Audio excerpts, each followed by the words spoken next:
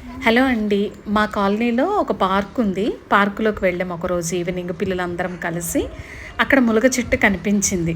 So నా కళ్ళు ములగ చెట్టు వైపు వెళ్ళినాయి. గార్డెనర్ ఉన్నాడేమో అడిగి కోసుకుందాం అనుకున్నాను, కానీ ఆయన లేడు. సరేలని నేను వెళ్ళిపోయానండి.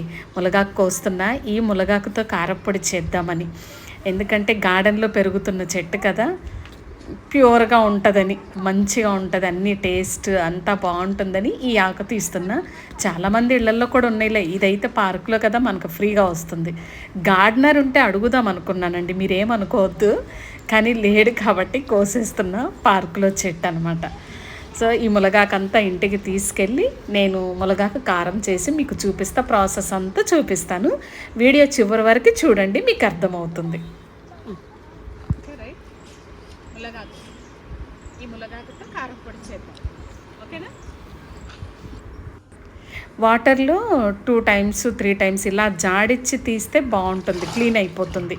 మొత్తం ఆకంతా తీసేసి కడిగే కన్నా ఇది బెస్ట్.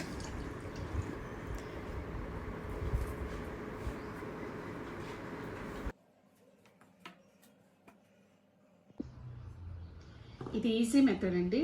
ఒక్కొక్క ఆకు ఒలిచే కన్నా మనం ఇలా తడిపేసి కడిగేసాం కదా, చాలామంది ఏం చేస్తారంటే ఇట్లా ఒలిచి కడుగుతారు. కడిగేటప్పుడు వాటర్లో ఇది పైనే ఫ్లోట్ అవుతుంది, మనకంత సాటిస్ఫాక్షన్ ఉండదు క్లీన్ అయిందో లేదో. అదే నేను చూపించాను కదా, ఇలా మండగి ఇలా వాటర్లో ఇలా 2 టైమ్స్ ఇలా జాడిచ్చి తీసేసి ఇలా బట్టలో చుట్టేసి ఒక నైట్ ఉంచితే మనం ఒలవకోకుండానే, చూడండి ఈజీ మెథడ్, చక్కగా మొత్తం వచ్చేసింది.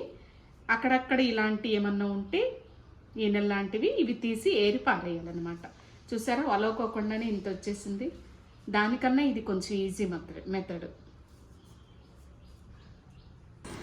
ఇలా చేస్తే ఏమవుతుందంటే మొత్తం ఈజీగా వచ్చేస్తుందండి, మనకు కష్టపడే పని లేకోకుండా. ఇలా దులిపేస్తే చాలు.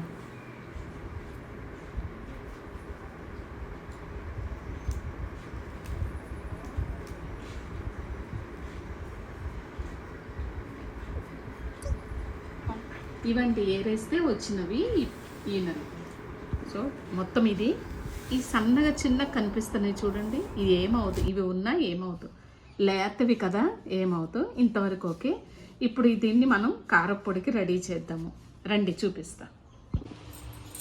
శనగపప్పు ఫ్రై చేసుకోవాలి కొంచెం.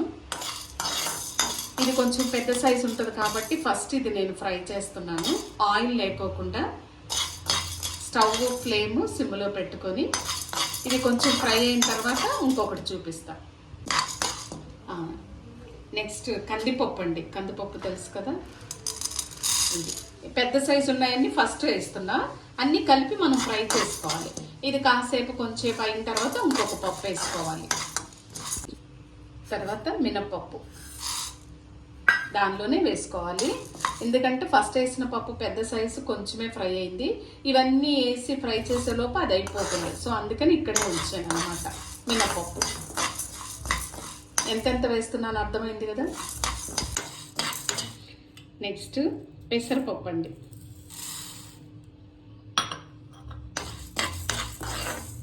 అన్నీ కలిపి ఫ్రై అవుతున్నాయి. నెక్స్ట్ ఇంకొకటి ఉంది, అది కూడా వేయాలి. నెక్స్ట్ తెల్ల నువ్వులు,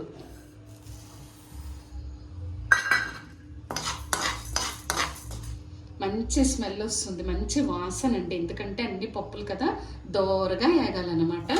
దోరగా వేగితే మంచి వాసన. సో ఇవన్నీ కలవటం వలన ములగాకు ఏమవుతుందంటే మనకి చేదు అనిపించదు, మంచి రుచికరంగా ఉంటుంది కారప్పొడి. జీలకర్ర 1 స్పూను,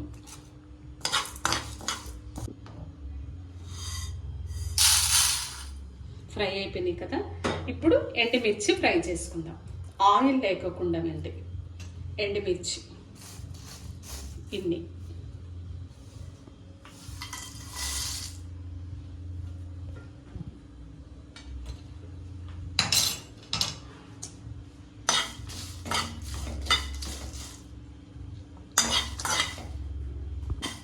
ఎండుమిర్చి ఫ్రై అయిపోయింది. అదే సీడ్స్ కనిపిస్తుంది కదా, సీడ్స్ కలర్ చేంజ్ అయినాయి. ఓకే, ఇవి తీసేద్దాం. తీసేసిన తర్వాత ములగాకేద్దాం.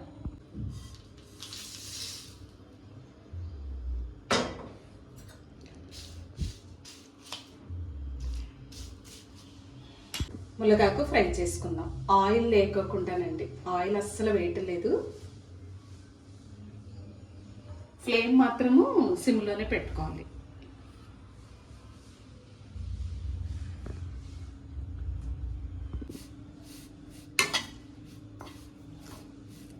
ఇలా మనం స్టవ్ మీద దీన్ని ఫ్రై చేస్తే చక్కగా క్రిస్పీ సౌండ్ రావాలి.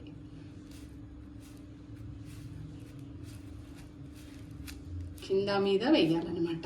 కిందది పైకి రావాలి, పైది కిందకి రావాలి. అయిపోయింది, ఏగిపోయింది. కనిపిస్తుందా? కొద్దిగా అక్కడక్కడ కలర్ మారింది. అంటే మామూలుగా బట్టలో పెట్టాము కాబట్టి కొంచెం మెత్తగా ఉంది. ఇలా వేడి చేస్తే కొంచెం మనం మిక్సీ పట్టాలి కదా, పౌడర్ కదా, అందుకని మనం ఇలా ఫ్రై చేసుకోవాలి. ఇంగ్రీడియంట్స్ అన్నీ ఫ్రై చేసాము, కొంచెం కూల్ అవ్వాలన్నమాట, అందుకే సైడ్కి పెట్టుకున్నా. ఇది కూడా ములగాకు కూడా ఇది కొంచెం కూల్ అయినాక, మిర్చి ఇవన్నీ కూల్ అయినాక, ఈ రోజుల్లో ఎవరండి రోట్లో దంచేది, మిక్సీయే పట్టాలి కదా, మిక్సీ పడతా. ఇది కూల్ అయిపోయాక మిక్సీ పడతాను అనమాట. ఇదివరకు పాత రోజుల్లోనైతే చక్కగా రోట్లో వేసి దంచేవాళ్ళు. అంత ఓపికలు ఉన్నాయండి? లేవు కదా. మీకేమన్నా ఉన్నాయా? నాకైతే లేదండి. 4 వెల్లుల్లి రెబ్బలు మిక్సీ పట్టాలి కదా పౌడర్. 4 వెల్లుల్లి రెబ్బలు, చిన్న నిమ్మకాయ అంత సైజు చింతపండు, నిమ్మకాయ సైజు అంత చింతపండు ఇది. సో ఇవన్నీ కొంచెం చల్లగా అయిపోయిన తర్వాత మిక్సీ పట్టేస్తాను.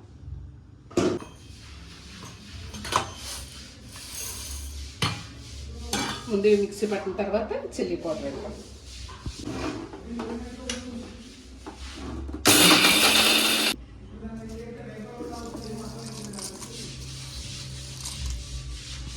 సరిపడా సాల్ట్, ములగాకు. ఇదండి ములగాకు కారపొడి రెడీ. అసలు ఎంత మంచి వాసనో, చాలా మంచి వాసన. అన్ని దోరగా ఫ్రై చేసాం కదా, మంచి వాసన వస్తుంది. ఉప్పు అన్నీ కరెక్ట్గా సరిపోయినాయి. ఇదివరకు రోజుల్లో రోట్లో వేసి రుబ్బితే రోట్లో కొంచెం అన్నం వేసుకొని కలుపుకొని తినేవాళ్ళు. ఇప్పుడు రోల్ లేదు, మిక్సీలో పట్టాను కదా. మిక్సీలో మనం అన్నం తినలేం కాబట్టి నేను కొంచెం ప్లేట్లో అన్నం తీసుకొచ్చాను. ఎప్పుడు నెయ్యి వేసుకొని వేడివేడి అన్నంలో ఇలా తింటుంటే ఎంత బాగుంటుందో. వేడివేడి అన్నం, నెయ్యి, ఈ కారప్పొడి.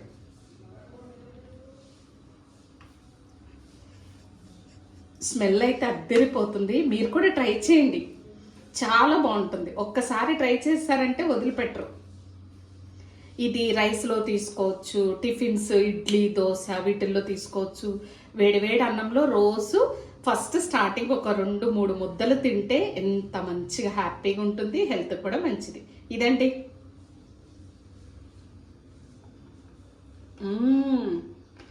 సూపర్.